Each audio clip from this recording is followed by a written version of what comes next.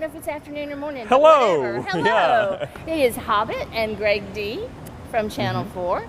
And today we're going to talk about shoes for starting to train for the marathon. You know, I made this mistake. When I started, I thought, well, I've got these sneakers at home. I've been running in them. Why Mowing not just grass in them. Yeah, put them on, head outside. I'll run 3-4 miles. It'll be easy. How'd that work out for you, Greg? I was seeing the doctor about mid-October.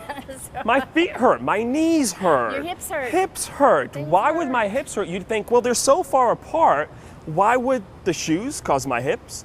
It's a Turns mystery. out my legs are connected to the rest of my body, and if I don't take care of my feet, the rest of me will hurt The rest of too. you will suffer. And what we like to have people do is if you have access to a specialty running store, to go in there and let somebody fit you for shoes. Let them put them on your feet, let them watch you run, watch you walk. And that's one thing I want to stress when we talk about running in the Hobbit and Tom and our training group world, running and walking are the same thing.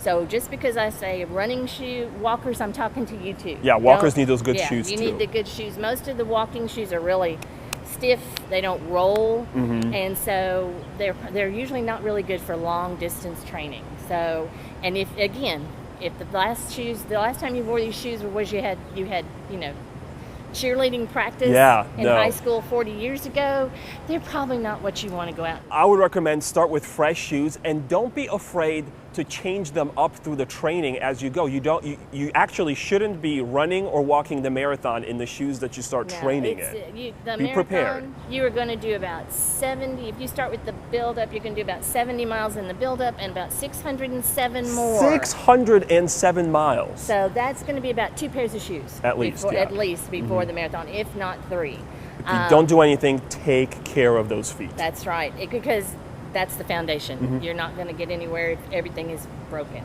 And the other thing is, I will guarantee that if you go in and you get the ugliest pair of shoes in the running store. Well, so it's not about fashion? No. I may it want should be. to. I may want to look cute when I'm running. I know. Well, I may run next to that young lady, run by her, and I want her to see my cute shoes. I had a guy like try yours. to pick up a runner once. He told her, "You want to run with me? I'm really fast."